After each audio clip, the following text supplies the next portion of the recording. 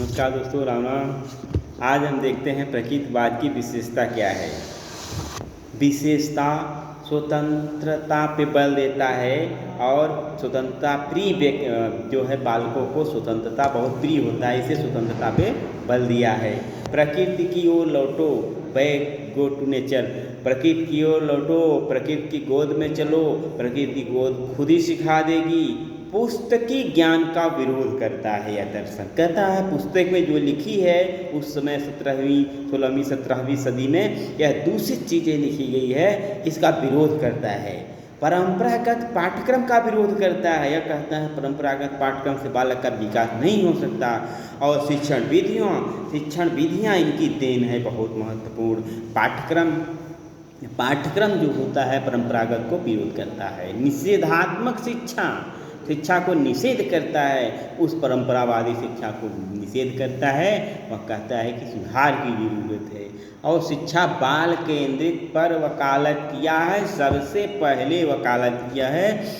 इंद्रिय प्रशिक्षण पे बल दिया है। कहता है आँख, कान, नाक, जीवा और ये स्किन जो त्वचा है हमारी, इसके माध्यम से बालक को सिखाइए। बाकी कुछ सत्य नहीं है। आँख से देख लीजिए वो सत्य मानता है, नाक से सूंघ लीजिए वह जो है जो चीज़ समझ में आएगा अनुभव से वो उसको मानेगा। जीभ से टेस्ट कर लीजिए, जो होगा वही चीज़ सत्य है। कान से सुनी हुई बात को स्वीकार करता है। और ठंडा गर्म स्किन पे लगाओगे ठंडा पता चलेगा, गर्म चीज़ रहे गर्म पता चलेगा। इस माध्यम से वह इंद्रियों के माध्यम से वह बताता है। इंद्रियां ज्ञान इंद्रियां हैं है ना।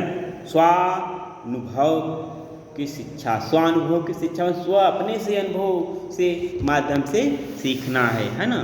समय सारणी का विरोध किया है। कहा ना किसी बंधन में बालक को नहीं बनना है।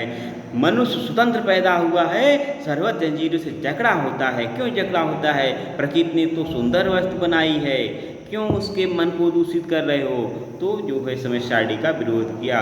मूल प्रवृत्तियों पे बल दिया है। कहा मूल प्रवृत्ति जो है उसी का विकास करना है और रुचि रुझान योग्यता गति की शिक्षा प्रदान करनी है उसे। प्रकृति ही असली शिक्षिका है, वह खुद सिखा देगा। वह विद्यालय का विरोध करता था। वर्तमान सुखों की शिक्षा की वकालत किया। कहा जो वर्तमान में सुख है उसी को बालक को जो है कि लेना है, वही सुख अच्छा है। भौतिकवादी यह था, भौतिकवादी यंत्रवादी था। मनुष्य प्रकृति की श्रेष्ठ कृति है। मनुष्य प्रकृति का श्रेष्ठतम कृति है। जो प्रकृति ने इंसान को बनाया यह सर्वश्रेष्ठ रचना है, यह कृति है। बालक के स्वाभाविक शक्तियों का विकास करना है, बालक के मूल प्रवृत्तियों का विकास करना है। इन्होंने कहा कि स्त्रियों की शिक्षा नहीं देना चाहिए। सिलाई कढ़ाई बुनाई यह काम करें और अदरवाइज इन्हें शिक्षा ज़्यादा ग्रहण नहीं कराना है। यह विरोध करते थे। एमिल पुस्तक है, इन्होंने विरोध किया है। कहा है कि इन्हें सुंदर बनना है, शील बनना है, व्यवहारिक बनना है ताकि अपने पति को जो है सुख प्रदान करे।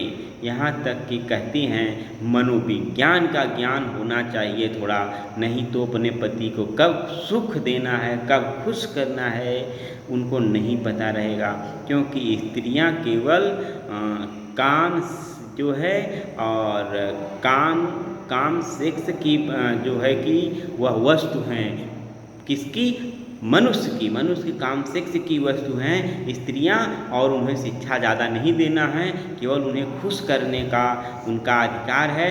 इस पुरुष को अपने खुश रखे और जो है कि वह उनका उपयोग करे। इस प्रकार से स्त्रियों को बल दिया है कि शिक्षा नहीं देना है, उनको केवल गृह विज्ञान आना चाहिए, खाना पीना की व्यवस्था करना है, गृहस्थी को बनाना है। कह लीजिए कि वह शिक्षा उनको ज़्यादा देने की बात नहीं करता, केवल गृह विज्ञान समझना चाहिए और मनोविज्ञान समझना चाहिए और जो है कि उन्हें आसानी से अपने पति को सेवा करे और सुख भोग का जो है कार्य करे। यहाँ तक उन्होंने बल दिया है प्रकृतिवादी। इस प्रकार से हमारा प्रकृतिवाद का जो है विशेषता थी। यह स्त्रियों की शिक्षा पे बल दिया। और इनकी प्रसिद्ध नारा है ज्ञानेंद्रियां ज्ञान की द्वार है, प्रकृति की ओर लौटो और स्वतंत्रता द्वारा सीखना, स्वानुभव द्वारा सीखना। मनुष्य स्वतंत्र पैदा होता है, सर्वत्र जंजीरों से जकड़ा होता है। इन्होंने बहुत बड़ी बात कहा है। और ये भी कहते हैं प्रकृति तो सभी वस्तुओं को अच्छी बनाई है, लेकिन मनुष्य के हाथों में आते ही बुरी हो जाती है, तो इसको आपको रोकना है। इस प्रकार से प्रकृतिवाद केवल प्रकृति का बल देता है, किसी आध्यात्मिकता को बल नहीं देता है। इस प्रकार से प्रकृतिवाद था दोस्तों। धन्यवाद।